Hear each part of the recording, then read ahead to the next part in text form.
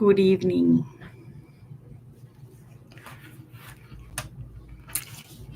Just hang out with me. I don't know what I'm going to talk about.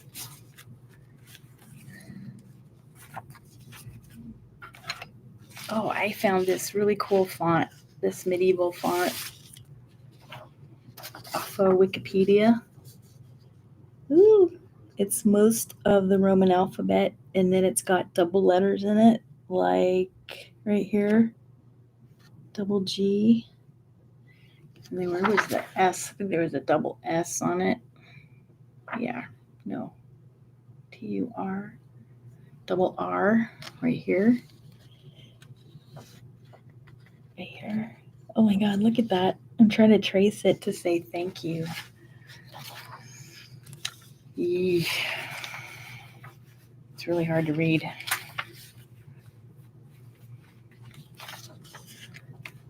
T. Ha, you can see the T. H. A.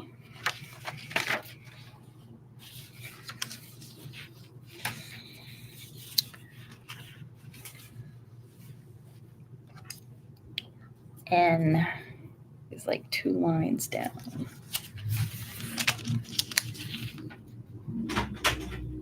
N right there.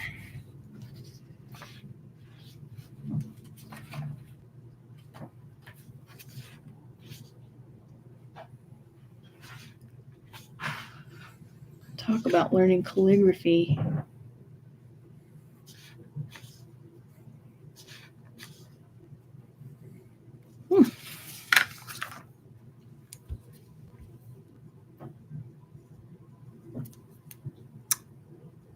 Walnut brown.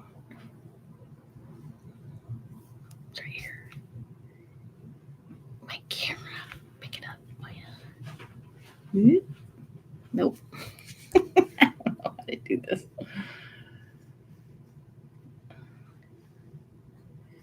Okay, there's the N. That looks weird. I got off a line. I should draw lines when I try to do this.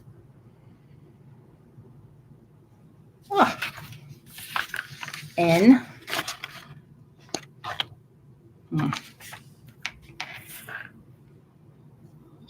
Okay. Ooh. K is very elaborate. Oh my God. If I had a calligraphy pen, which I do, might be easier to do it that way.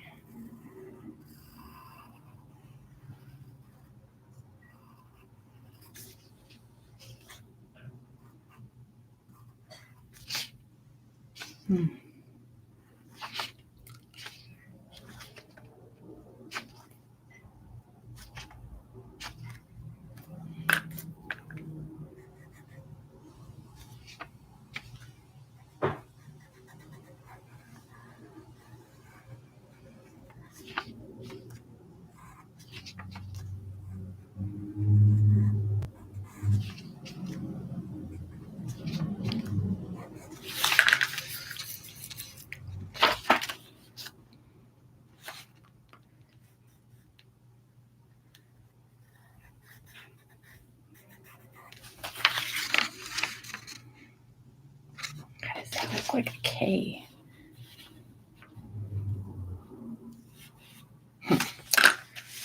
Okay.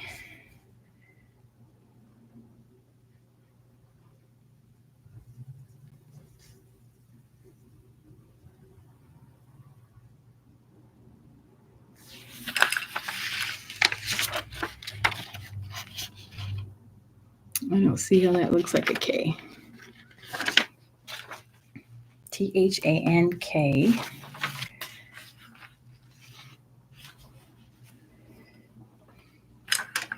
Y.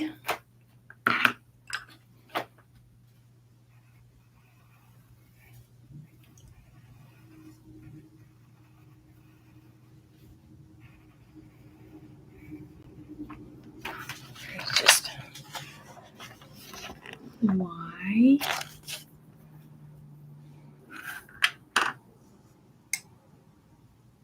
Wow, the capital O is really cool. I'm going to do a small O though. O.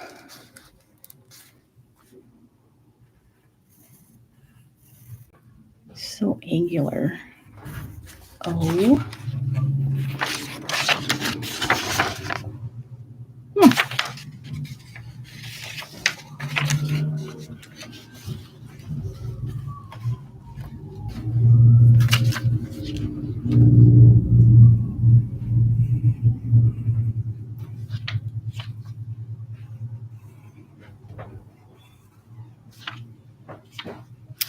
That's the U. It's just like two lines. Like the N. Well, the N came together here, and then the U. What's it going to look like when I color it in, though?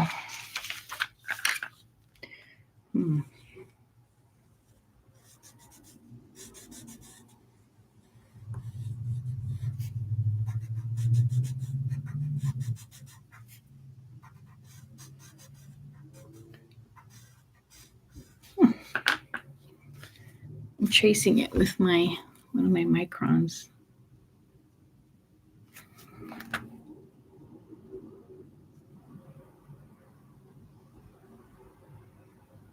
The brown one.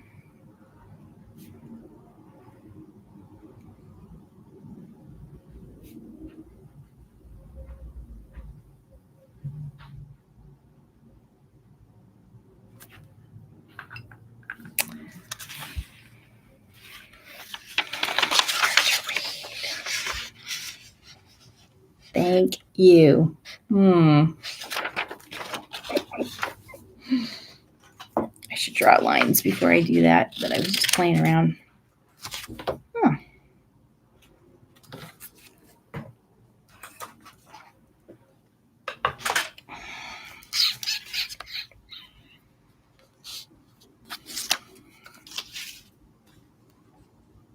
I thought of that because I did this paper butterfly. So here, it's really hard to read that. What did I say? Oh, so thoughtful. And then over here, thank you in the wing.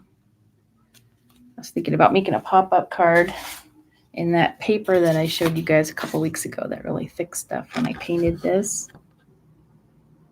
Well, I started to cut it.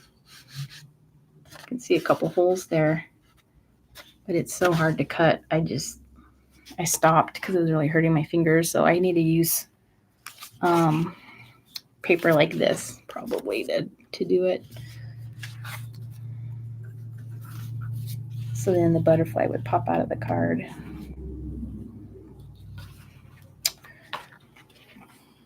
Mechanics. And I was doing this.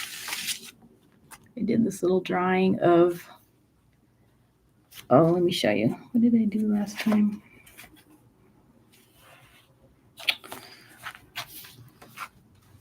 These medieval manuscripts, like illuminated manuscripts. The scribes and the nuns and the monks would sit over tables and draw and paint and write these lovely books. And I printed this out online, and this is a miniature. I made it really small, but this is like a book of hours. The Book of Hours of Anne of Cleves, and she was one of Henry VIII's wives. I think he ended up chopping her head off because she did something wrong. Or maybe he didn't kill her. I forget. But anyway, look at that elaborate, beautiful stuff, right? And then here's this little this little drawing I did here of me being a scribe and my two puppies looking at me with love. So then I made this little drawing of this little girl, and she looks like Maleficent, but it's one of those old styles of dress that they did like in the 1200s. And she's walking down a street, and she just had a secret art lesson with somebody, and she's carrying her book and her paintbrush, but I kind of drew her with some of this old European style architecture, cobblestones. And then this is from an old German book that I added to the back there. And I don't know if I like doing art like this, but I was trying to emulate the manuscript of the elaborateness. But look at the font on this. Look how elaborate that is. And that's in German, so I can read. I did take German in high school, but I can't remember everything. But that font looks a lot. This, I think, is Gothic. But it looks a lot like the medieval one that I downloaded. So anyway, I was just kind of making a collage.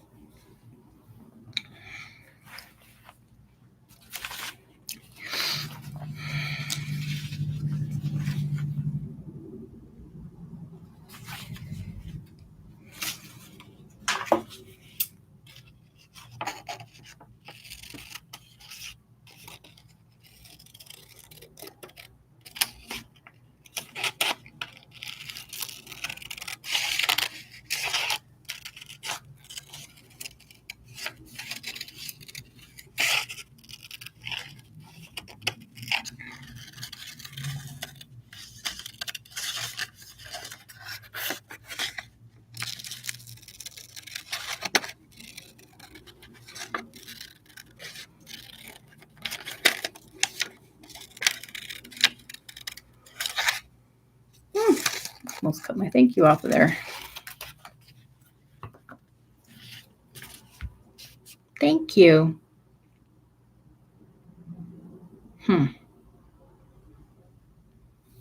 Cool.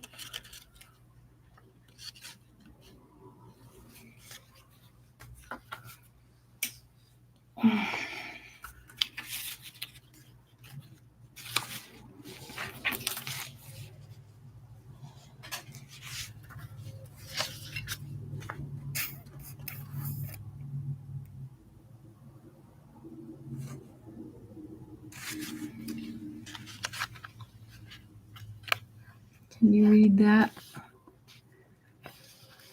Right here, Giacinda from Reggio Emilia in Italy.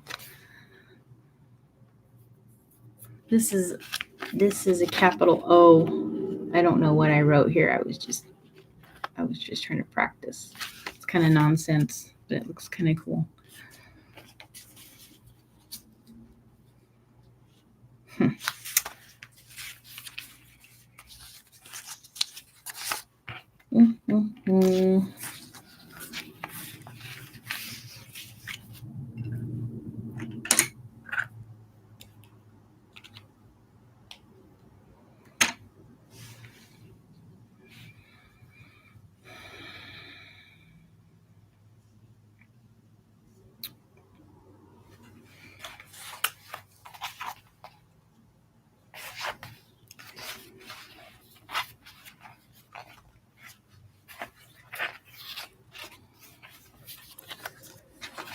My journal's coming apart.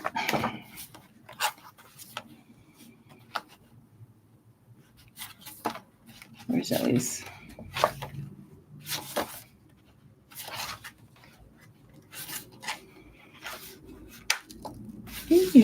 My paint wasn't dry.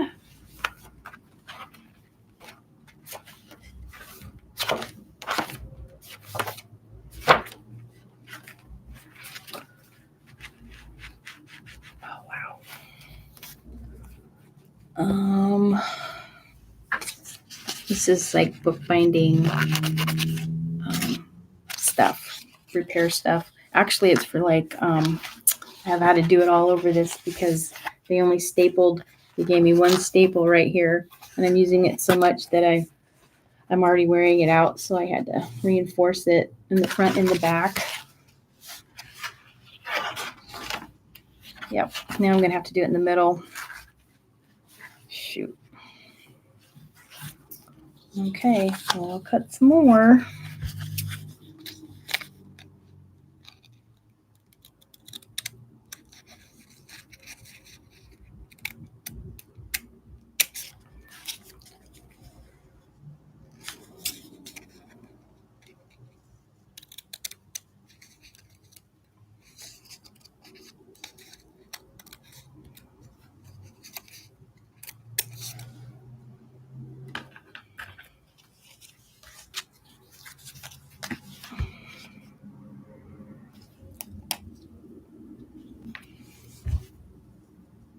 PVA glue.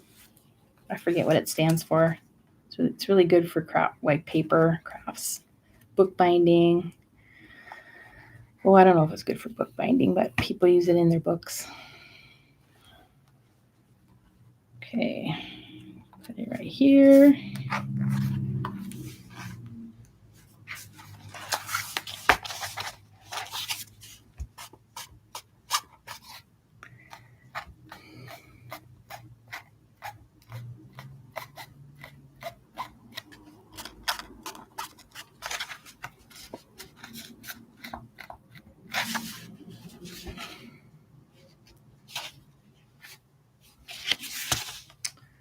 Eek. I didn't get it go down far enough. There we go. Oh, I gotta add more. I didn't get it on the ends.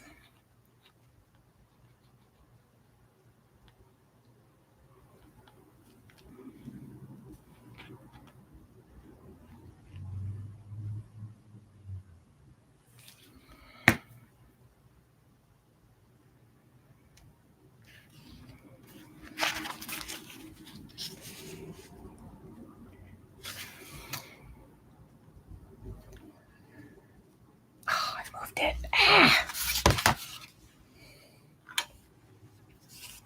Ah.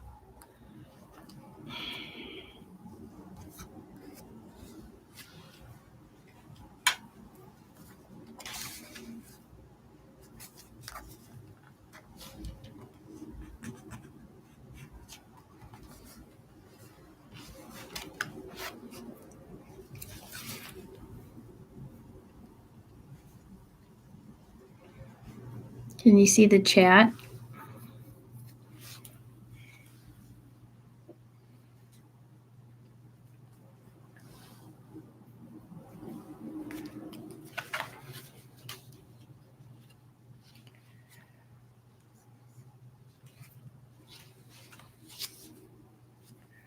Yeah, I got glue everywhere.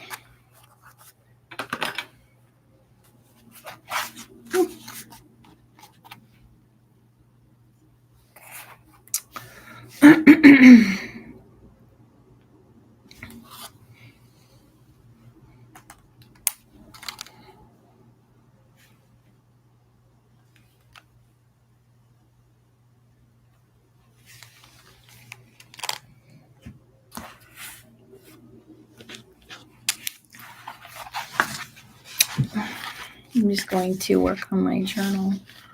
I wish I could figure out how to film this while my face is in the corner. I don't know how to do that.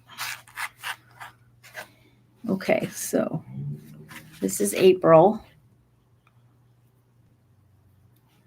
It's gonna come up fast.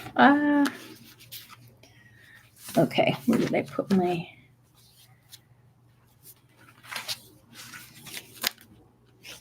Where's my... There we go. My templates.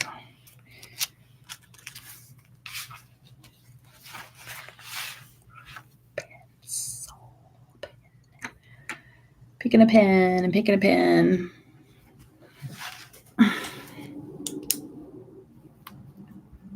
Does this work? I don't know if it works. Of course not.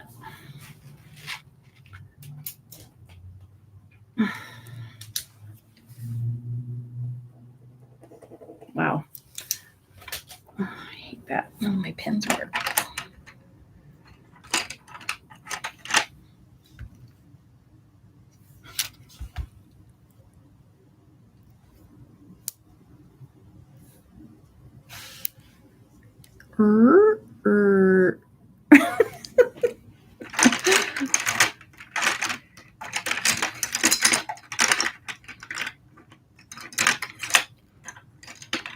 Oh, here's all my pencils. This is what I've been using for decades, carrying my colored pencils.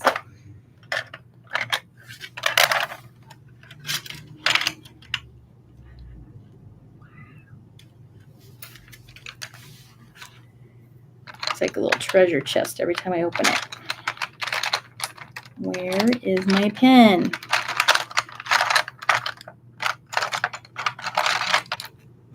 Jeez.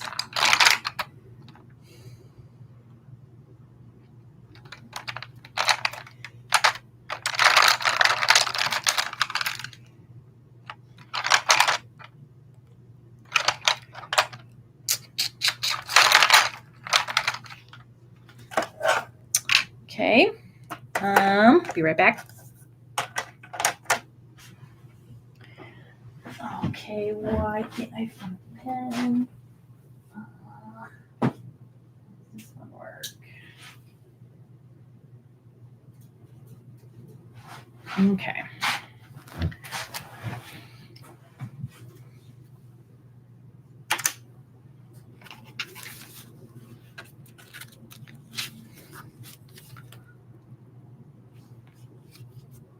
Okay, now I just trace around this. I'm going to do 7 across like this. 1, 2, 3, 4, 5, 6, 7. And then I do like a long thing down here for notes and stuff. Like, oh, make lists, doodle, whatever. January, all finished. Mom, everybody's loving me. All right. February is getting filled up. I am slow. I haven't done yesterday or today yet. I might do that while I'm here with you. 3. So we need to get like 4 across.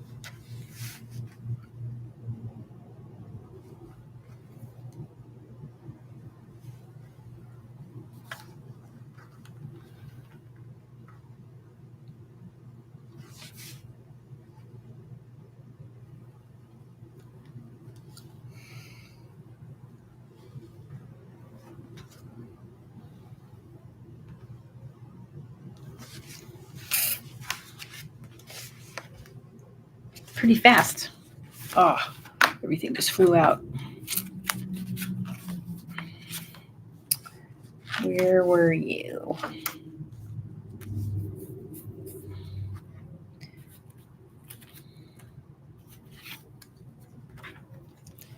Okay.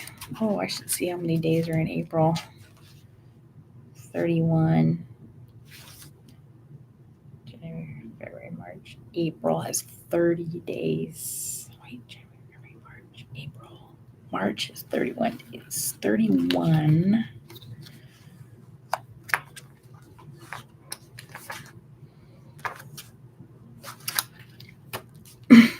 Why did I do that? I did that on January, which has 31 days, and I ran out of room. So I came down here, the bottom. So the last 4 days I shared 30 and 31. And then February was 28.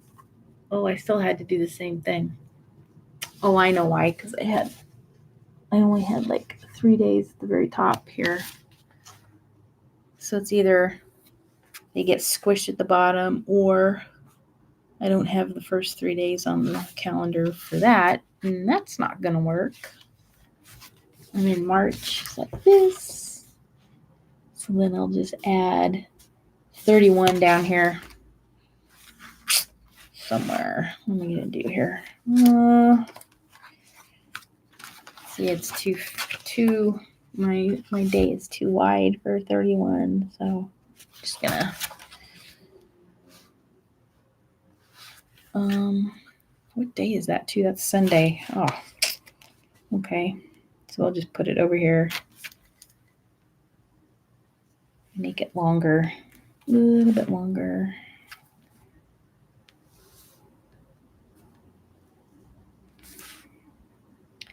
And my pen didn't work. What is going on?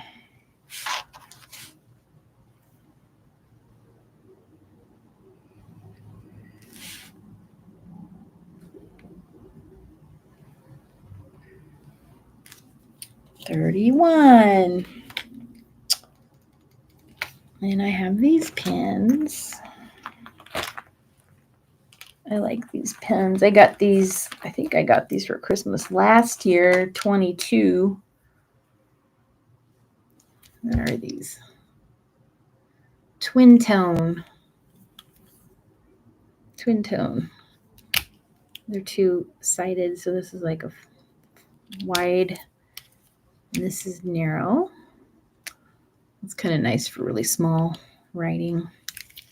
And I got a blue. Is this the blue one? I think this is the blue one. So 31 for March on a Sunday. 31. I picked the wrong glue, but it's okay. Now, March, April. Still doing April.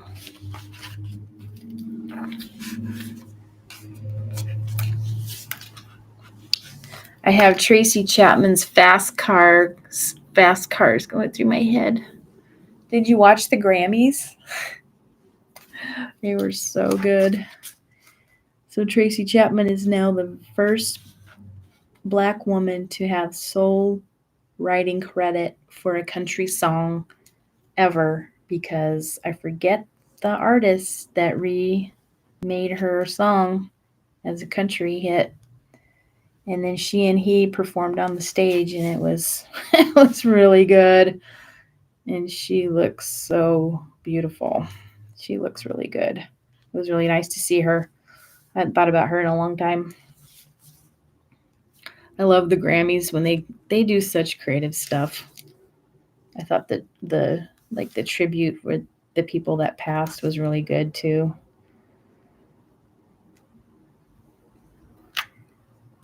And then Miley Cyrus, come on.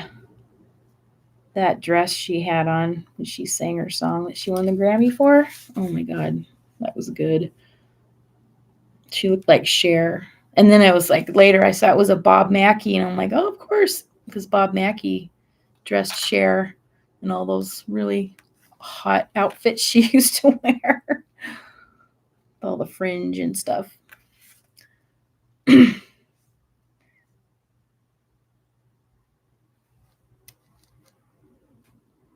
Okay, that's hard to do. The gully there.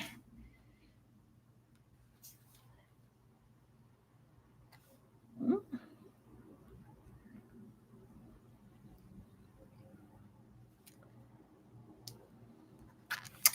come on. And I move and it gets wonky. Oh, well. My life is wonky. What happens? My template's getting a little worn out too. See, I moved again. Ah.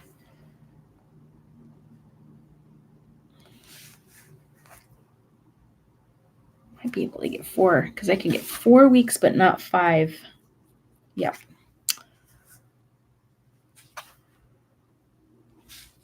Speed so fast, but that guy was drunk. City lights stayed out before. Felt this wrap around my shoulder. I had a feeling that I belong. I feeling I could be someone, be someone, be someone. You ever get a song stuck in your head? Yeah. Okay, 3 weeks. Well, the fun part's going to be writing all the numbers, the dates in there. Picking which colors to use.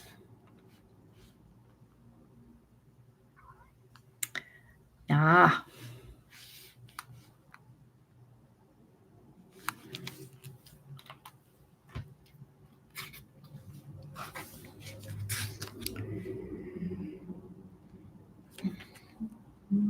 Mm-hmm.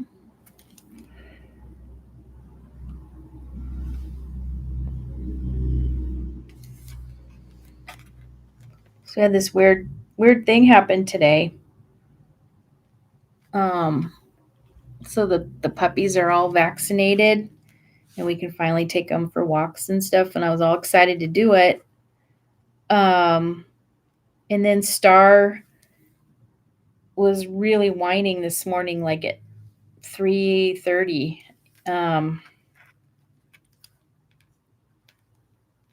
So I got up and she went outside to go to the bathroom, and she was throwing up, and that was concerning. And then when she came back in, she wouldn't go into her crate, and I didn't notice. David finally noticed that she had actually thrown up in her crate, and she wouldn't go in it. So we cleaned it up, and then she went in, and then we all slept till about 6:30, and she started whining again. So I let her out. And now she's just urinating nonstop. Like, I don't know what, happened. I don't know if she ate something. So we contacted the vet, and we were worried that maybe she's going into estrus already. But she doesn't have the telltale signs of it. And she didn't throw up anymore today, but she's just like going to the bathroom all over the place, and she started going in the house even when there's pee pads, and so we're just trying to keep her crated up today. And then let's say, what time was it, like 12 o'clock or something, David went outside to go do something, and there was a husky, a stray dog sitting at the gate, and he was a male, and I'm pretty sure he was unneutered. And so we both were thinking that he must have been coming around and maybe he was marking, which caused them, the dogs, to kind of behave a little odd that we're not used to. And, maybe Star was trying to mark the yard and stuff. And so now I don't feel comfortable leaving him outside at all without us paying attention, because, we could usually just let him out there for, a couple hours and peek at him once in a while. So they're inside, they're safe. And when they saw the dog at the gate, they didn't bark, they didn't do anything. They just wanted to come inside. And they're still puppies. They're still young, even though they're getting bigger. I bet that was really scary for them. Um, so anyway, we took pictures of this dog, and I posted on one of the neighborhood groups I'm in to show people that there's dogs loose, and if it's anybody's, he was seen around these streets at this time, and good luck basically because it didn't have a collar or anything.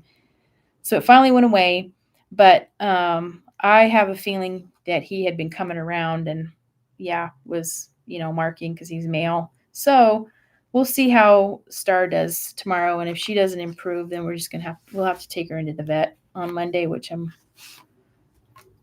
not very happy about, but I'm gonna make sure she's all right. And I'm just really disappointed, but I don't feel right taking him outside the yard now. So we'll just have to wait some more.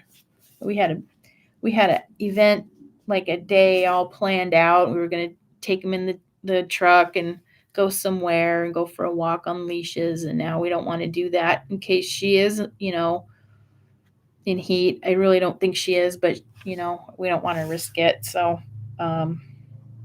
anyway, that's what happened today. So that was kind of stressful. Anyway, I hope she's okay. I hope she didn't eat something she wasn't supposed to. We just have, everything's dormant, so there's really not much they could get into. They might be eating dirt and stuff. I don't know. Anyway, so I fixed it helped a little. Not great, a little better. So there's my month, and then I'm going to draw a long. Here, I'm going to use this guy. What is this? This is a Belgian brewing company out of Fort Collins. I don't remember when I got this, but it's like a little postcard, but I use it as a coaster for my coffee, and it's got a nice edge, so I'm just going to trace along it to make a nice edge. Oh, I also have I don't want to mark that up. Never mind. I'm going to use my ruler. This came with my Erin Condon journal a couple years ago. And it's got I love the little, I don't call that a bevel, but a nice little corner. So I use that to do a straight edge here. And I made a really good dinner last night. David got some red lentil pasta. So I'm gluten-free. And it pisses me off, actually, because I really love bread. I miss eating pizza, and gluten-free just doesn't quite get it. Have it going for the pizza yet. But anyway, so I made red lentil pasta, and I cheat. So I now use my cast iron skillet, and I throw the dry noodles in there. I throw the jar of pasta sauce in there.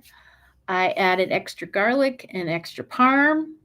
I added water, and then I set the timer for 10 minutes, and I put the lid on, and I just let it heat up and cook that way, so I don't boil pasta anymore separate, and it works fine. It works great. And then the noodles have all that sauce, soaked up in it, and it's a one-pot meal. And I had a can of the Costco chicken that I really like. It's already cooked, and you just pop the can. So I put some of that in there. I put some radish greens in it. And what else did I put in there? Oh, once I took it out, and in my bowl, I added fresh tomatoes and radish, and had some cucumber on the side. And it was really good. So try cooking in your cast iron skillet. Super easy. Sounds weird, I know. I'm lazy. I'm efficient. Okay. Yeah. So here's April. Hey, that looks pretty good, huh? Okay. So here's my all these birthday things I make, birthday downloads. You can get these on my website. This is $6. You can print it at home, and then you can cut out everything. It's got, the alphabet over here. Because I find, so you have 4 sets of the alphabet. You've got 4 capital, and you've got 4 small letters for each one. Because I was finding through my entire life and loving stickers and everything, there was never enough A's in any of those packets. It's like you get maybe 1 or 2 of the letters. And I thought, I'm going to give everybody 4. And then you can just get in there and cut it up and do whatever you want. Decoupage or glue it in your books, glue it in your journals. And then you got your days of the month here. And then this is where this was, here, let me show you. I know I showed you this before, but I'm going to show you again. So here's my Irish calendar that inspired all of this stuff, right? And like I said before, the Irish calendar starts with November. Samhain. Nanalia is December. Okay, so snowflake. December's download. You can see all the snowflakes that I put in the background in the pattern. They're here, they're up here. So December features the snowflake with the colors that I embroidered. This looks like one color pink, but it's 2. It's a light pink and a magenta. And so I'm carried that color to the download. And I thought it would be fun, so I, did them all in the different languages here. And then I thought, let's do the weather, right? The sun sort of comes out in December. Well, this is Northern Hemisphere, so Southern Hemisphere folks will be a little different for you, but snow and rain, behind the cloud, birthday cake, and all that stuff, right? Okay, so that's December. And then, so last month, January is a little bit more purple because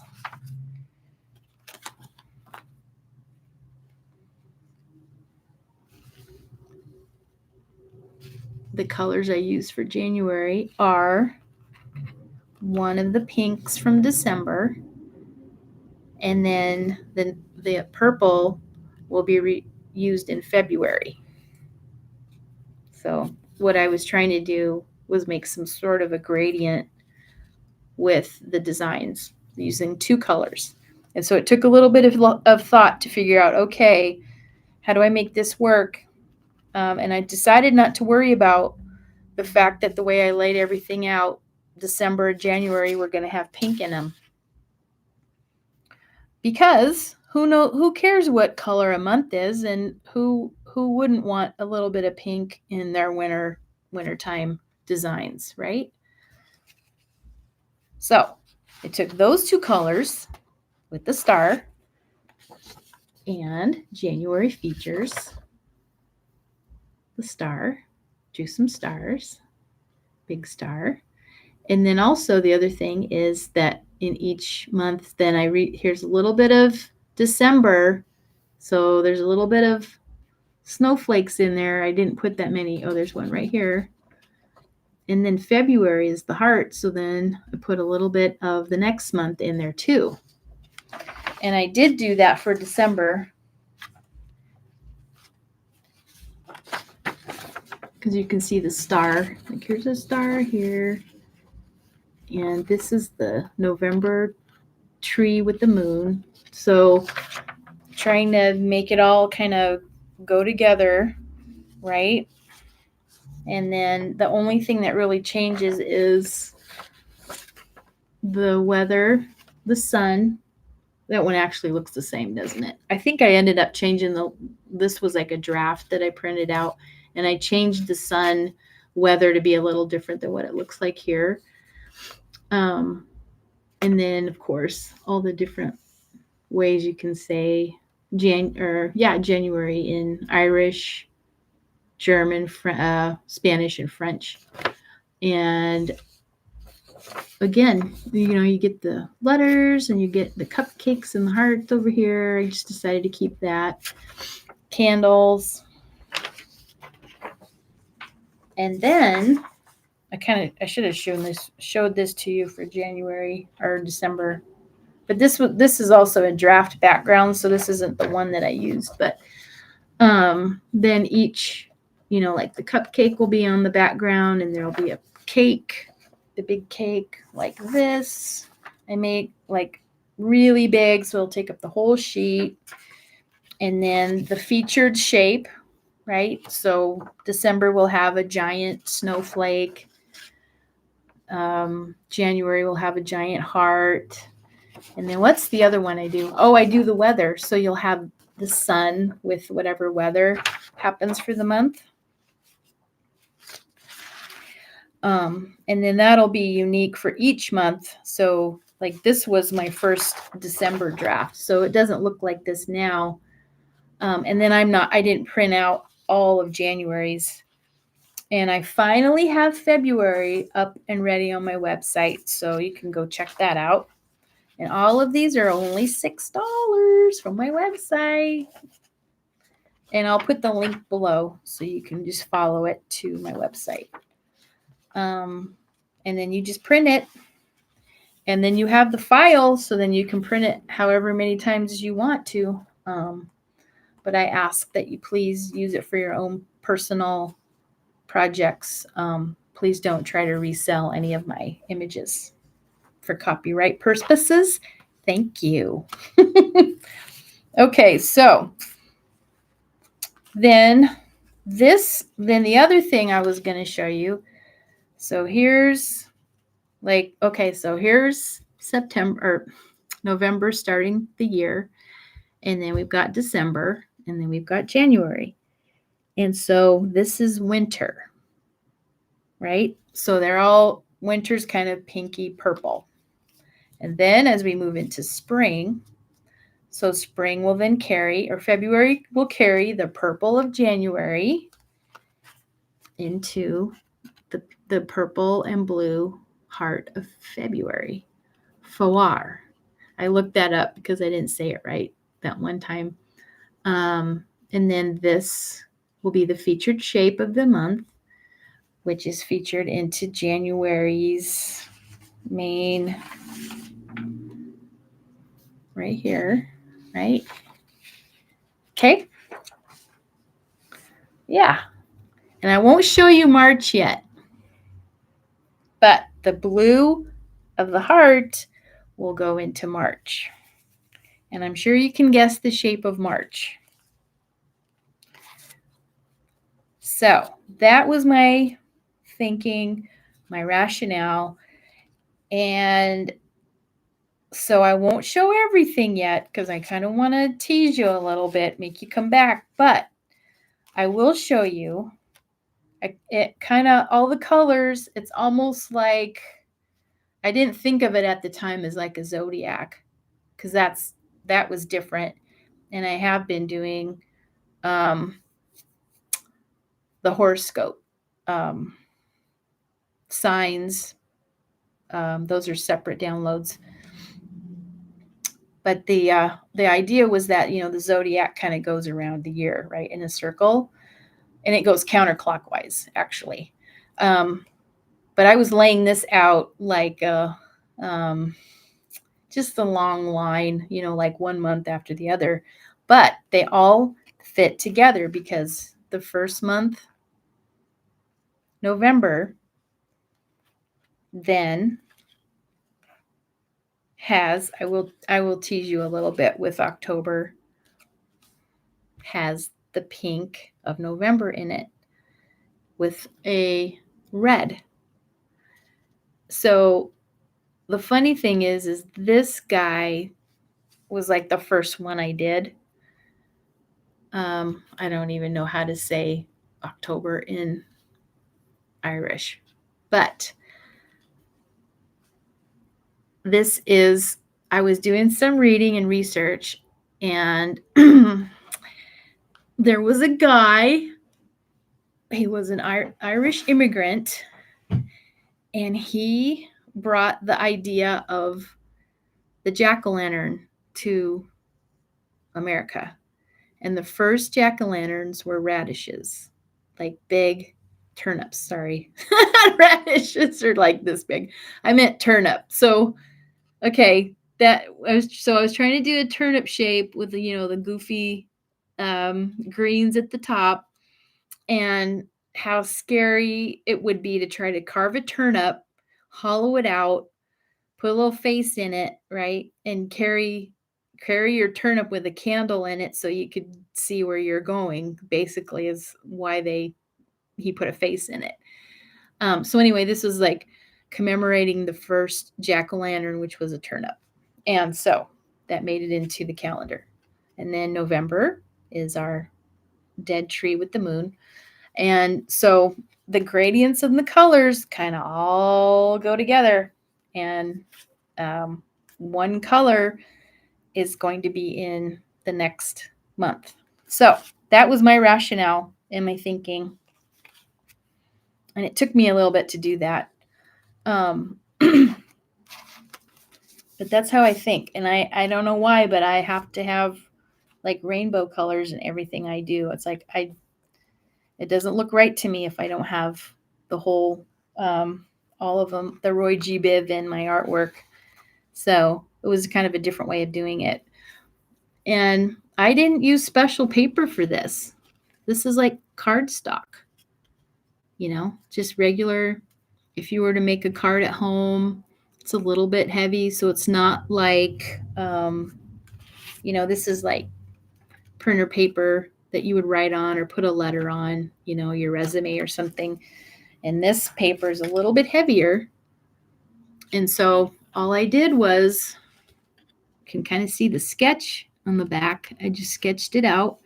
And then I had to remember, okay, if I want it to face this way, the right way, I have to draw it backwards on this side so that it'll look the way I want it to when it's turned the correct way, right? So I had to think about that when I was drawing.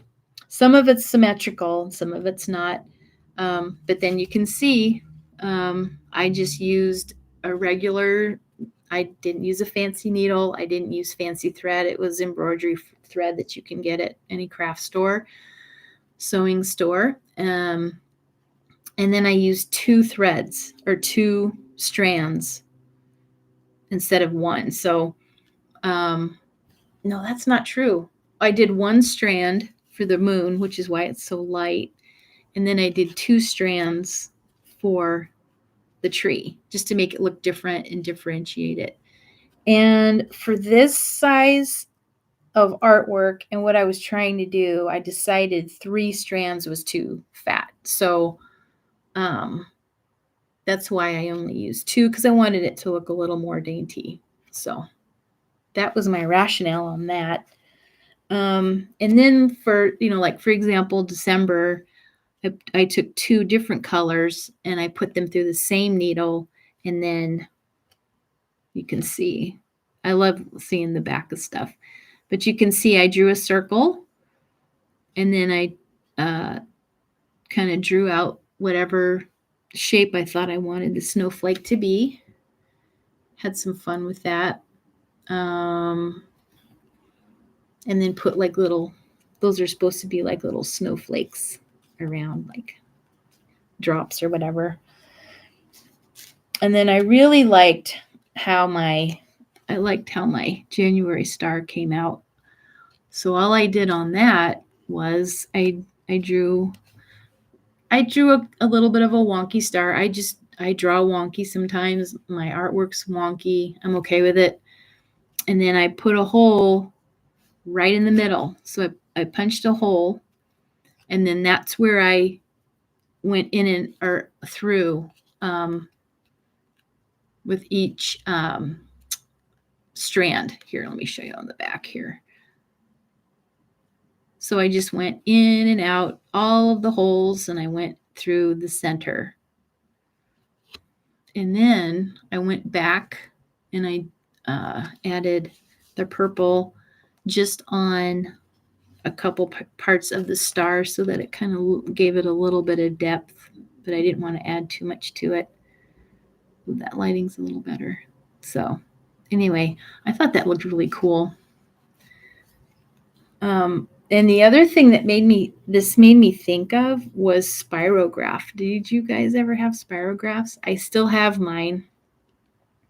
And there was also a type of art, I want to say it was in the 70s or 80s, where there were nails, like people would draw or make a shape with nails, and then they would take thread and go, all over the place and make things that looked like this. And that was always fascinating to me too. So it made me think of that. And then I'm going to show you the heart. I just freehand it. I drew a little circle because I knew I didn't want to get too close to the edges. You can kind of see it a little bit. And then I just, again, this was another bit that made me think of that string art or whatever it's called. I'll have to look that up. But then I would go through, like, start here. How did I do that?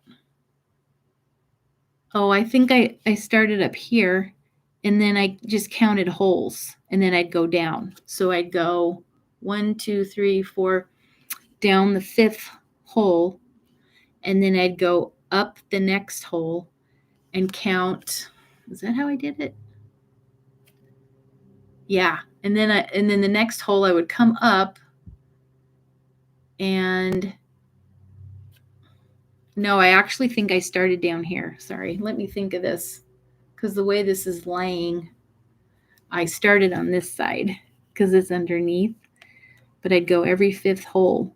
But whatever hole I came up, I would go to the next hole and then go down 5, and then through the next hole and then down 5. I think that's what I did.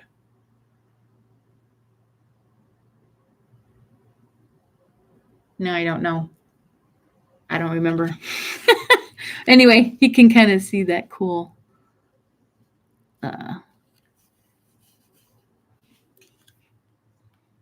shape. Looks cool. What do you call it? Pattern. It feels cool, neat. It feels cool too. I like it. Okay. Now I got to put these back in order. Next month I'll show you March, but I'm not going to do it tonight. Ha ha.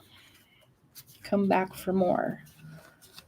Okay, so that kind of gives you the rationale behind my little calendar book here. And my mom made this out of oilcloth. I used to make oilcloth bags, and she was my other chica. We were dos chicas.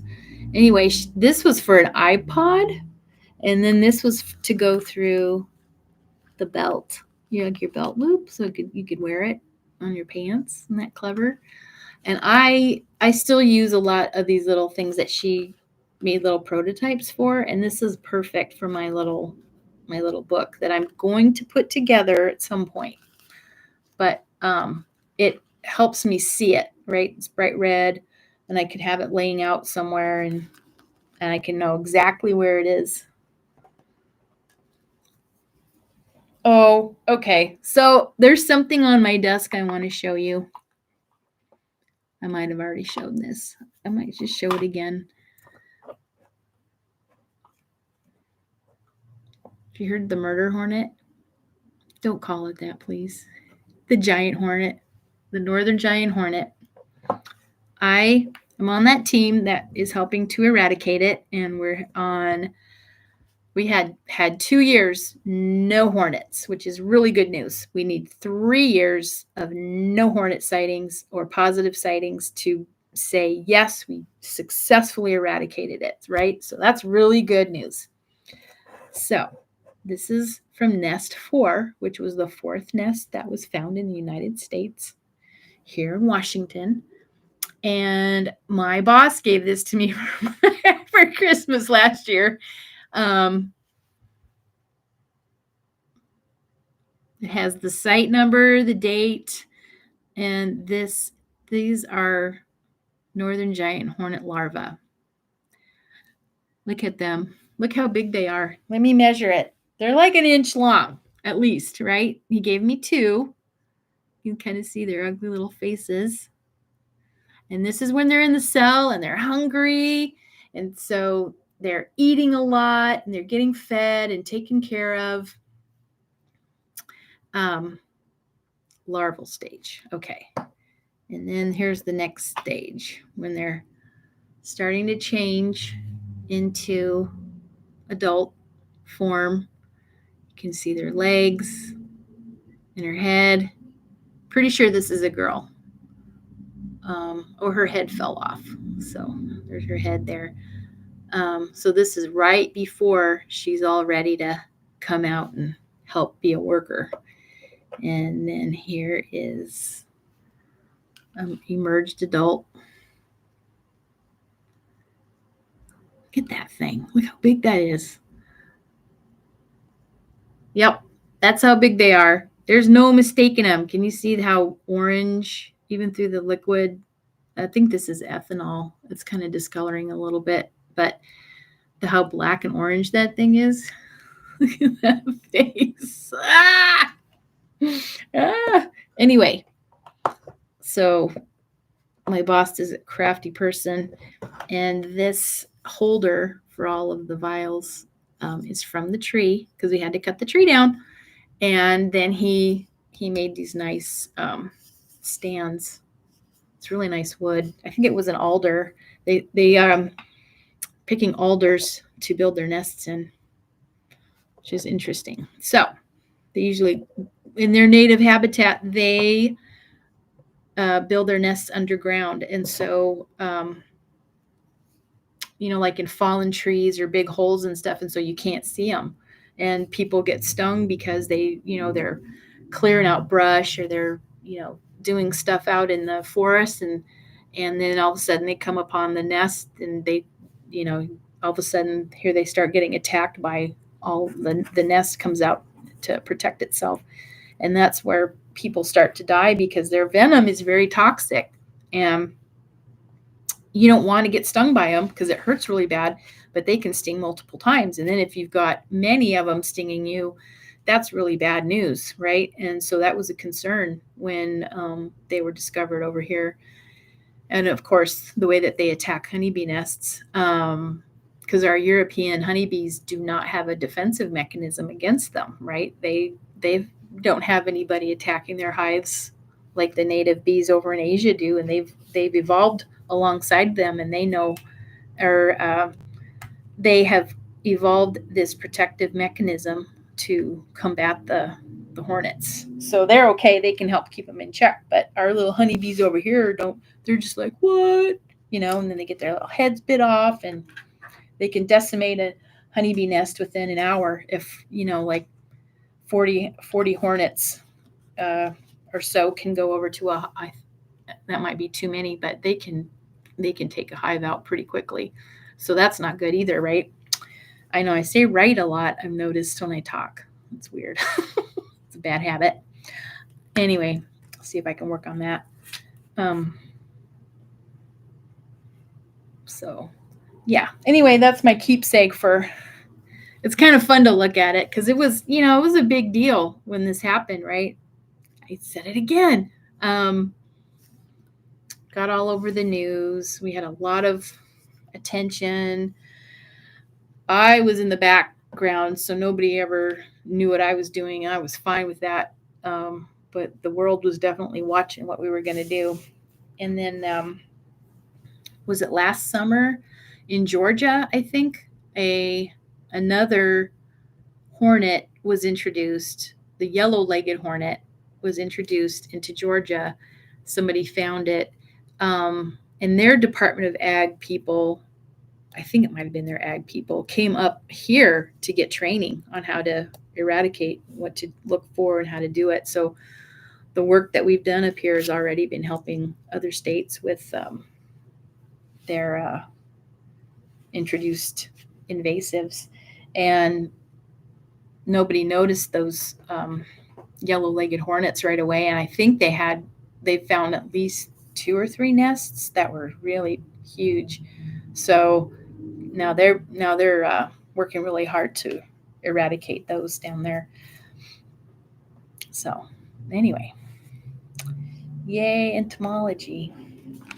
Okay, so I got sidetracked, but what I was gonna do, okay, here, let me show you. All right, so you remember the January colors that I showed you, okay? Pink and purple.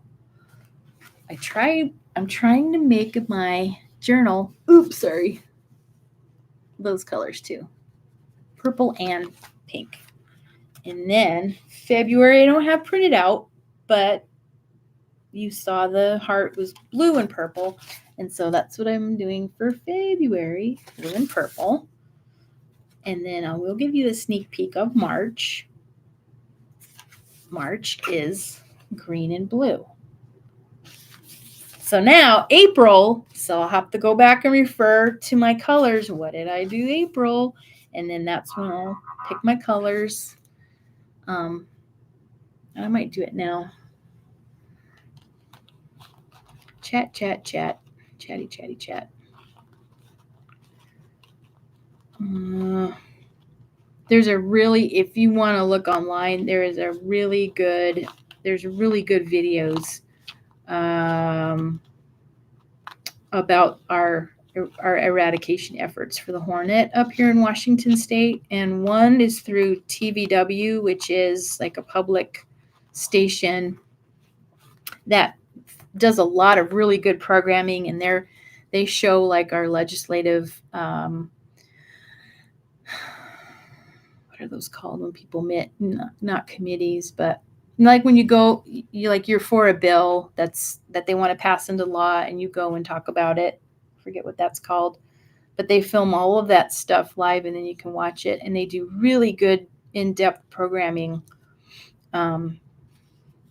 about what's going on around the state. Well, they did a really good one called Nest Zero, which was about the very first nest that we discovered in Washington back in 2020. So it was during the pandemic. It's really well done. And so some of my coworkers are in that video. It's not a video, it's almost a documentary, but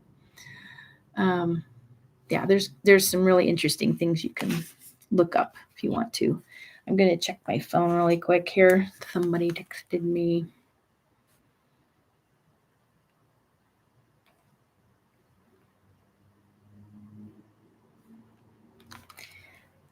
Okay, everything's good. All right, so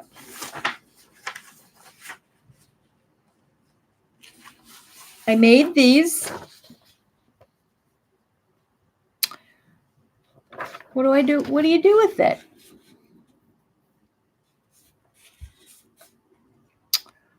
Book cover. You can make somebody a really big birthday card. That would be fun. I would love to get a giant cupcake birthday card. What else could you do with this? You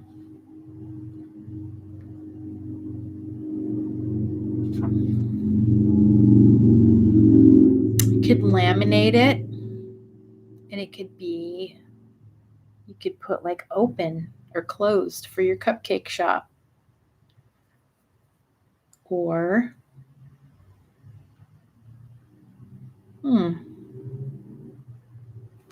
I don't know why I don't know why I have to draw cupcakes. I just do. Because I have some other stuff to show you.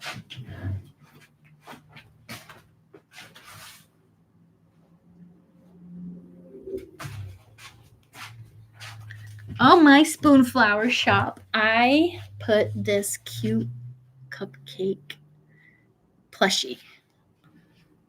And I included little extra thingies you can make. These little things. Excuse me. I didn't put any words on this plushie. You buy it, you cut it out, and you sew it together. And you fill it up with whatever stuff you've got. One side's green and purple, and one side is yellow and blue. For some reason, I like this side. And I did some embroidery and I added beads to it. So embellished it a little bit. Added some of these little guys. Kind of fun, huh? I think I drew this in Photoshop first. And then put it up on my Spoonflower. Yep. And I have a big cupcake. I can't reach it, but I made a Tacoma Art Museum had their 5th birthday party. Oh my gosh, I still lived in Olympia when that was going on. So I'd say 2004, 2005 maybe. And they had artists make like birthday cakes for the art museum. And then I was able to have my cupcake on display for a while at the museum, which was very exciting. And so that's kind of what started my cupcake thing. Well, that was actually because I started in theater and I'd make props and stuff. And I like making fake food. And so I made this big cupcake. And then it translated to plushie. And I also have other cupcake designs of fabric and stuff on my Spoonflower. I don't know. Cupcakes are just kind of a fun, yummy thing. And then another plushie, I think this is my other only plushie, but this is called Grandpa's Milkshake because my grandpa loved milkshakes. And I think I did this in actual paint. I painted it in watercolor, I think. And then I put it in Photoshop, cleaned it up, made the file. Oh, yeah, cut and sew. So I put that on there, Grandpa's Milkshake. So that's in my Spoonflower shop too. What would I do different on this? I think that this is too tight. And I think this is too tight because it kind of made it pucker. And maybe it's whatever I tried to stuff it with. It was hard to get in there. I think I used a chopstick. And I didn't put any embellishments on here, but I like having these out. These are fun. Yep. So anyway, cupcakes and sweets. Yummy, yummy.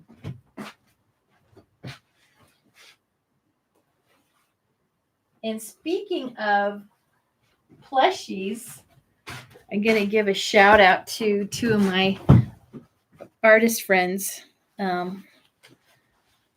I supported them by buying some of their stuff from their Spoonflower.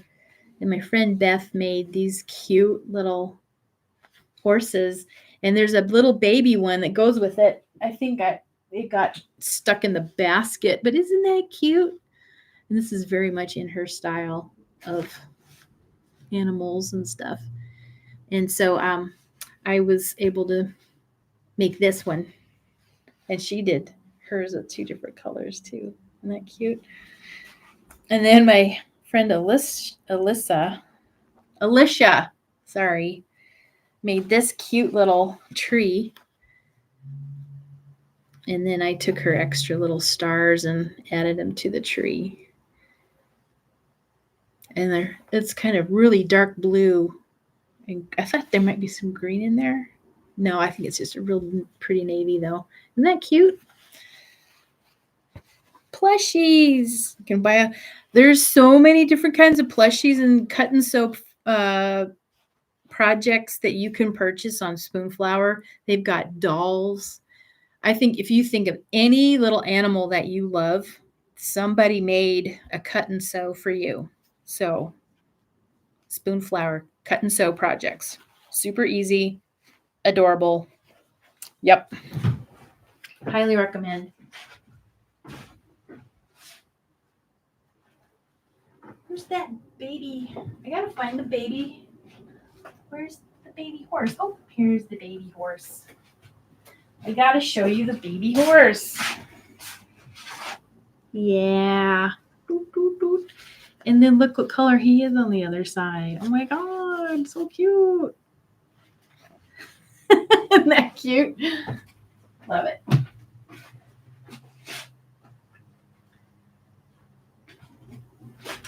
Yeah, I have to think. I'll put the link to my friends' shops in my description.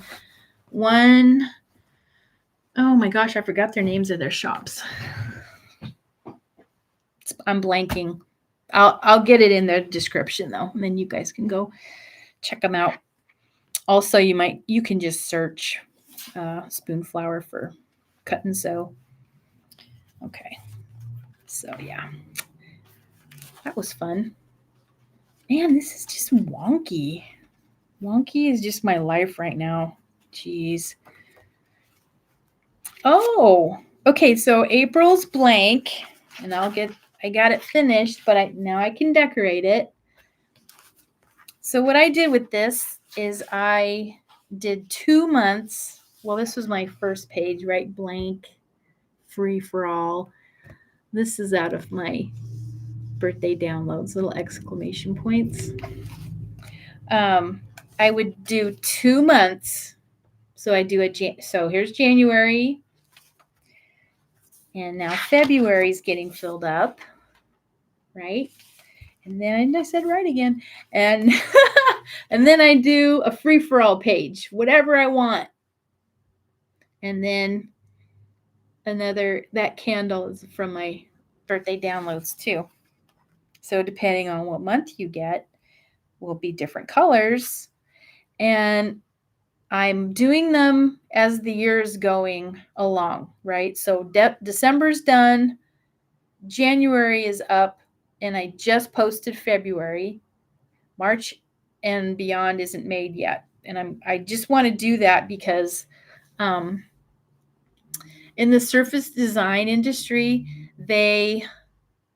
it doesn't really matter, but a lot of times companies buy designs off season. So there's probably plenty of companies now getting ready already for autumn, winter, and Christmas stuff. And I don't work that way. I need to kind of be in whatever time frame we're in here, right? So I'm thinking about Valentine's Day, or I just finished thinking about New Year's, and now we have Lunar New Year. Happy New Year. Lunar New Year, everybody. And Black History Month. So those are the things that I'm thinking of making art about. And then some of them I may not even show until next year. I've noticed that when I make art sometimes, I'm not willing to show it to anybody yet. Like I need to let it incubate or be in my own little world, and then I'll show it to somebody like a year later. And so it's kind of the same thing in the design industry. I can say and show people, oh, look at look at the stuff that I made last year, and then it's timely for the month. And that's just, I don't know what it is. It could be a protective thing. I actually feel like I'm the kind of artist that I just can't make art quick for consumption. Some people are really good at just, they can make stuff and share it and it's gone and they're not attached to it. And as much as I would love to not be attached to my art, I am. So then that's what I do, is I just let it be with me until I'm willing to share it with whoever. And I think that's okay. So that's what I do. So anyway, Okay, yeah, free for all in the middle, 2 months, free for all page. And then March is ready. And now April is ready for me to decorate and have fun with. And then the next free for all page, I've already started putting stuff in and I wanted to show it to you. So here's more of the pretty little image that came from an illuminated manuscript. Probably a book of hours. Did I write? Oh, it's about Saint Genevieve, the patron saint of Paris. And here's another treatment. This one looks really Art Nouveau, Art Deco to me. So I think it was probably made in the 20th century. But it's still kind of the same, the background, like the city's really faint in the background. And here she is with sheep. And like there's some buildings in the background.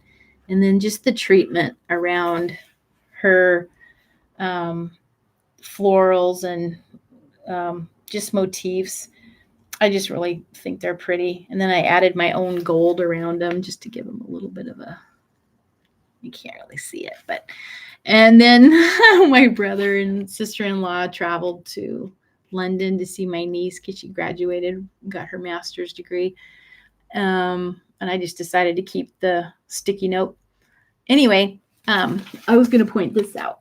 This is, I'm backwards here. So here's another cupcake. These are the same cupcakes. They're in the download. And I made a row. And then I repeated the row. Doot, doot, doot, doot. And so that's on my Spoonflower shop in this color and another color. No. To be determined. I haven't decided what color to make the next one yet. And then stuff's dropping out. Oh, God, I'm bad at this. Okay. So sometimes people on Instagram have these creative challenge things. Like if you're feeling stuck, I got this one because it's about folklore, or it could be like the forest. Oh, yeah. So the theme is the forest. And then there's all these prompts by day, like, so then on the first you want to draw a cottage in your style, crystals on the second in your style, etc. And I've tried to do these challenges, I don't know, several times. And one a day is too much for me and what's going on in my life. So I decided I don't need to do it every day, but to keep the list with me, refer to it. I don't have to do it in order. I just, might think about, oh, I feel like doing wildflowers. Well, look, there's wildflowers on the list. And then I thought the other sweet thing was that they included these 3 color palettes. So then they suggest, work in these colors to make your artwork with these prompts. And I have a hard time, like I said before, limiting my color palettes, because I like rainbows. And so all of those together are very appealing to me. And I may try to just do 2 or 3 colors, but we'll see. I don't know. And then I just have, I cut these out of that Erin Condon journal I got last year. Like what you think you become, and just, put them wherever. And then, again, that little puzzle thing I made, I showed that a couple videos ago. And I started a new one. Let's see here. So I had a piece of paper. This was from something that I printed out. Oh, I know what it was. I printed out all those pretty little pictures of Saint Genevieve and Anne of Cleves book of hours. And the leftover paper, I started to color on. And then the next one, just so you get the idea. So again, I'm making a little puzzle. I don't know where I'm going to put it. It's not done yet. Using the paper, having fun, coloring, making shapes, not thinking about it too much. Just kind of playing around. Anyway, so that's my 2024 journal coming in. I have a lot, I just finished April tonight, ready to fill it up with dates and stuff. And back here, this was the first one I did. This was December, and I haven't put anything in here yet, but the very last page is December. And I was at my mom's when I did this, practicing if I could even, would this even work to be a journal? Can I make my own days and what's the shape of them and stuff? And then this is the back page. And then the December sticker. Hang on a sec. My tape stuck together. Weird. Okay, so here's the December sticker that goes with the download. Birthday, happy birthday. So I used the snowflake in the colors, and there's stickers for you. January and February are on the way. They're not done yet. It's hard to keep up with all of it, and I figure that's okay. So, anyway. So, I need to do April. And then I also need to draw yesterday and today in my February. Oh, I did my doggy's beard star. I think I showed this to you last week or last time. KEXP is like my favorite radio station, and Sleater Kinney was on live. They're a band, like a riot girl band out of Olympia. They went to the Evergreen State College, and they just kind of started to get going when I moved to Olympia back in 95. So it's been kind of fun to see their progression, and they're about my age, and they have families and life stuff happening, but they've been creating music this whole time, and I just think that's really cool. So anyway, that's why I put that there, because I was happy they were still performing.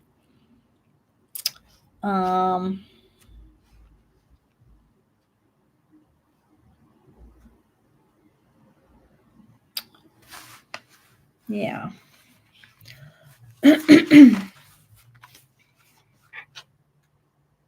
I did this funny thing the other day. What was I thinking of? I made my own like petroglyph. I know what it was. There is a account on Facebook that is called Public Domain Review or something. And if you don't know about copyrights or public domain stuff, basically when an artist makes an image, whatever it is, they own the copyright for that image, right? And there's a lot of theft going on in the internet, right? There's, they're scrubbing people's websites, they're taking people's images, it's already been done. And then that AI tools, which can be kind of fun and stuff, is using everybody's images to make those new AI generated images. Well, it's theft, plain and simple. Okay. But my point here is, okay, let's take, for example, something really famous is becoming available to the public domain, and I feel like it's Disney. When Walt Disney first drew Mickey Mouse and Donald Duck. If you if you've got this sounds so mean, but have you seen those old cartoons and stuff? They're kind of creepy looking, right? They're kind of rough and it's sweet, but they were kind of scary too. Those images are the way that Mickey looked when he first started drawing them is either in the public domain now or will be very soon. And it's either on creation at the death of the artist plus 70 years, I think. And so Walt Disney died, and now it's 70 years past his death. And so his first, those first iterations of Mickey Mouse can now be used for anybody can use them. Put them on a t-shirt. You can, make cards or whatever. And fair warning, Disney won't be able to go after anybody on that. But there's plenty of people who are using Disney motifs, Disney characters to make fabric designs, and Disney will go after you. They'll go after you. And I don't know anybody personally, but I know of people who basically have lost their houses or lost everything they have because Disney went after them because they were using Mickey and Minnie on a backpack or whatever. So fair warning, don't mess with Disney. A lot of those big corporations, they do not play with their trademarked stuff. Anyway, so back to my little goofy guy here. I kind of got off on a tangent, but it kind of all still correlates. The Facebook group or the Facebook page is called Public Domain Review, and they post images from books, archives, libraries that have been digitized or scanned in that are in the public domain. So that means you can do anything with the image that you want. And they posted an image of a woman holding a star, and she was naked, but you couldn't, they didn't do any like genitalia or her boobs or anything. It was more like just this naked woman with a star on top of a dragon who was kind of long and had his mouth open, and he's, breathing something. And it was either towards the moon. So they were on the earth, but she had the star, and then the serpent or the dragon was looking at the moon or something. And I really liked it. I thought, that is so weird. I wish I could think to make art like that. I want to make weird images like that. And that's kind of what happened. That my four little legged guy there is kind of like the serpent, but he doesn't really look like it. Anyway, if you go to my Facebook, well, if you have to be my friend, because I'm very private on Facebook, but you can find it on their website or their Facebook page, Public Domain Review. And they have some really weird stuff on there. It's pretty neat.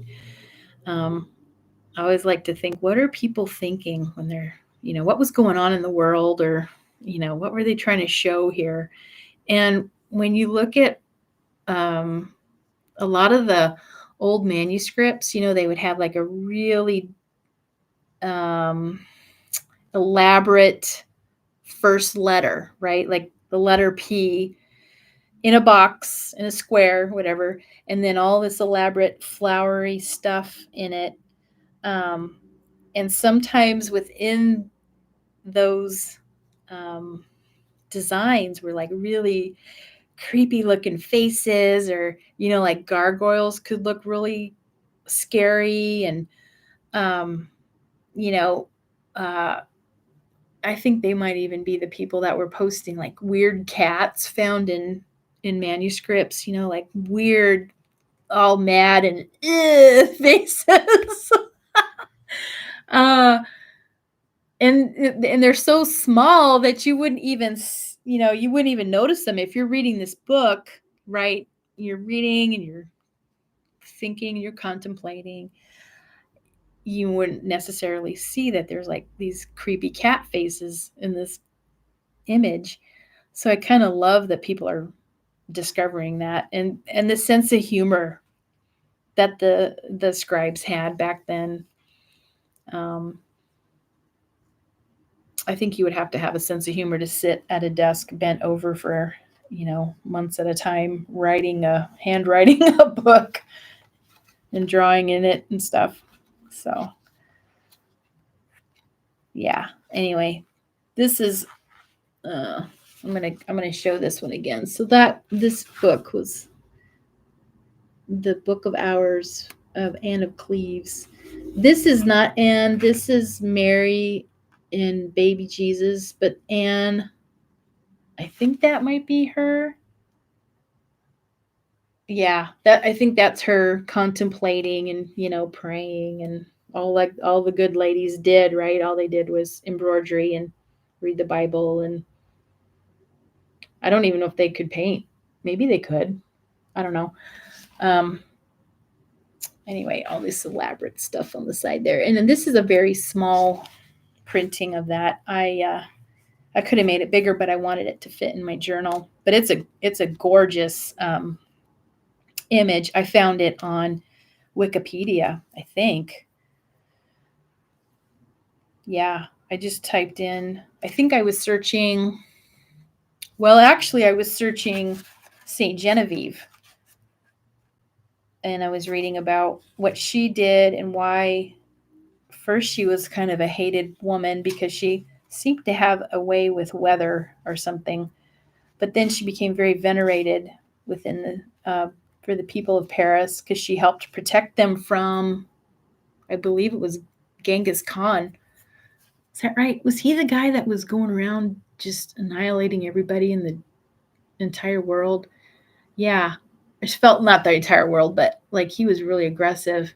But something happened, like she was able to do, of course, it could have been a coincidence, but whatever intention she had, all of a sudden, all this fog fell over the city. And then the ones that were going to attack it left because they couldn't see it. And so she became the patron saint of Paris because she helped protect it. And then there was something about water. So I can't remember. I read too much. I can't remember everything. But so these pretty images I found of St. Genevieve, then I found this Book of Hours, Anne of Cleves, and I just thought it was really striking. So that's why I printed them out. And so those are also public domain because a lot of these images, these were paintings, or these are back from like the 13th century, 14th century.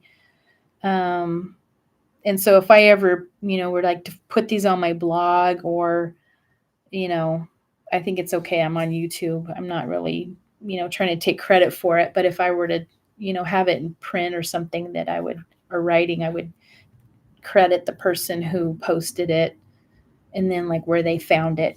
So there'd be like a source to it so people could find it. But it's pretty easy to find those things if you're interested. Wikipedia is a really good resource for images. And then they have the licensing rules and stuff. Like depending on what you're going to use the image for, then you want to make sure that you cite the reference and give credit where credit's due. So I try to do those things and be good because I want people to do that when it comes to my art. That's just only the right thing to do. So anyway, so far this is already fun for me to look through and capture memories of the year as we go along. Yeah. And now my puppy is whining. She might need to go to the bathroom. So I think I'm going to go do that really quick. She's not coming in. Anyway.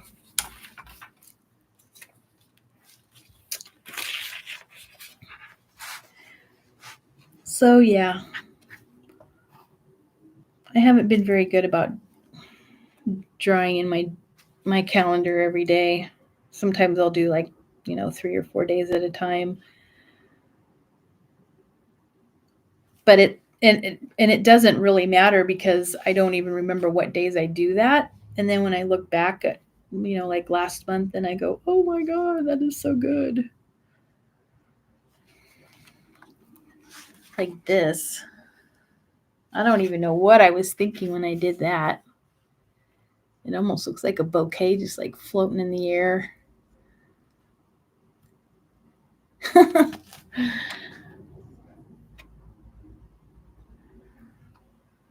Yeah. Fun.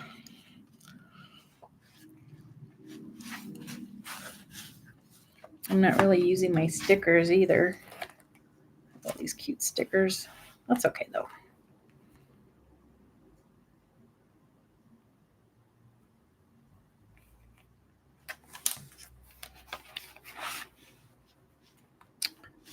Oh, here's the other part of the cupcakes that I was talking about. So I cut one strip off and put in my journal, and I kind of shrunk this, so this would actually be kind of a big file, but I didn't want it to be as big as I'd created it. So, but what's fun about learning how to do patterns and stuff is, so here's the cupcake, right? Just one cupcake, and then I would make a copy of it, and then I concentrated on making this. Was the first iteration. Down, up that way, down, up that way, down. And then the idea is that this edge then will end up being over here when it's a repeat. So it is seamless, and you can't tell where one side starts and the other ends. And then having one row of candles there would then match with this one up here. So then it would look like it would just go forever, however big you wanted your file. And it took a little bit of time. It just takes a little bit of time to figure out how to lay things out. But it's really fun. And I do this also in Photoshop. I was learning how to do Illustrator, which is different. And I just really love Adobe products. And it helped. And I've been using Photoshop since, I don't know, like 2000. So I'm pretty familiar with it. And of course, I don't use all the things in Photoshop, but yeah, I'm very comfortable with it. And I really like it. And I actually made all of these in Photoshop too. So yeah. And that's like a monthly subscription. I pay for that monthly. Like back in the day, we had to purchase a CD, and they would send it to you, and then you'd install, put that in your drive, and then install the program on your computer. And then after a certain, maybe some, how to do it every other year, they would send you a new disc, and then you'd have to update your program. And now everything is on the cloud. So that just means you don't even need to really you still have to install it on your computer, but it still talks to like the Adobe server. And so you can save things up on the cloud, and then say I'm working, on my computer, and then I save a file, and it's up on the cloud. But then I go sit on my iPad, and then I can work on my same file on my iPad, and that's been really fun. I like that too. I always back up everything though. Anyway, so what was the point of that? Oh, just Adobe. They have some really good programs. Yeah. Anyway, the subscription. So I just pay for it monthly instead of, buying the CD for, $200 or whatever that'll last till the next update or whatever it was. So yeah. Anyway, I kind of like it. And then if you don't want it anymore, you can just stop paying for it. So, but then you always have the updated software, which is nice. And then you don't have to worry about updates so much or things not working and all that good stuff. Yeah. But it's been really fun to, have the ideas and think about them and then take them into the software and play with them and see what I could do with them. So I enjoy it very much. So, yeah.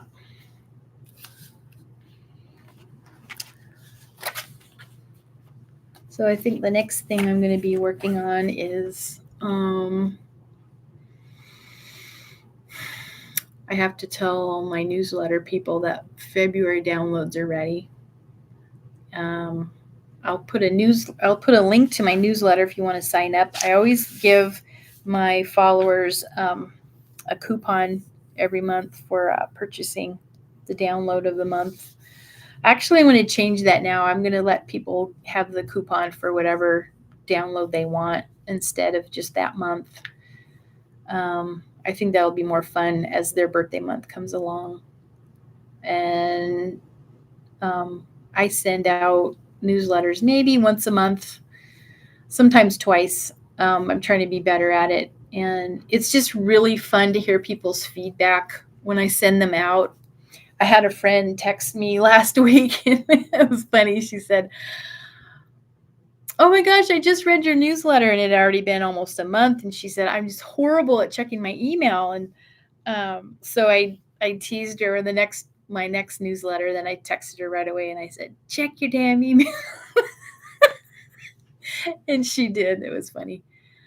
But she was very encouraging and, told me keep going and keep making my pretty art and stuff. And I have to tell you, just little comments like that are really, really nice. And sometimes, I work alone so much, I feel like I'm just working out in a void. Nobody's seeing it, nobody's paying attention. And then when I send my newsletter out and then I hear back from people, or they're like, "Oh my gosh, I love that. I love what you're doing and keep it up." And that kind of thing is just like, "Okay, thank you. I will." That's really, it's like really precious, and it just means a lot that people even look at what am sending out there. So, thank you to those of you who are subscribed and like following and getting updates. It just really means everything. It keeps me going. Because I got a lot of fun, good ideas, and it's just art has added so much to my life that I want to encourage other people to, if you feel like you're not an artist, I'm gonna push back on that and say I think everybody is creative in some respect. People who organize, people who clean are creative and artistic. They just have a different way of being creative. People who cook are creative. People who sing and play instruments, people who paint and draw, like there's just people who write. It's all good stuff, and we need it so much. And everybody needs to have a creative outlet, whatever it is. It just adds to your life. It just adds to your quality of life so much. And I think about that a lot because I may not get a ton of feedback or whatever from the world, but I know when I sit down to make things and draw or you know do my artistic stuff, it's like that's who I am.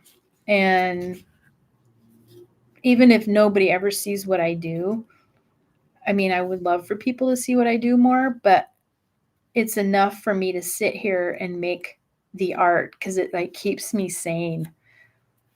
And I don't know, it just feels like this world is a little on the crazy side right now. And I feel like we need art and music and all the wonderful things that, books and movies and all of it give us right now. So I would just encourage you guys to continue to enjoy create other people's creativity. And if you are interested in learning how to do art or draw or whatever, go for it. Just You can do it and enjoy the process. And so what? You're not going to be good at it, whatever that means. It's more the enjoyment in the process, and what does the paper feel like, and what does the pencil feel like on the paper, and the paint, you know? Yeah.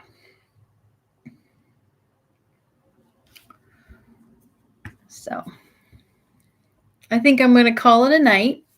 We're almost at 2 hours. And I thank you for joining me. And send me questions and comments if you have anything you'd like to know about. I will add links below to the video and share some of the resources that I mentioned tonight. And I have a live in 2 weeks. We'll do it again in 2 weeks. I'm trying to get a good schedule going. I think every other week is good, or at least twice a month is feeling pretty good. So again, nice to see you here, and take care. Bye.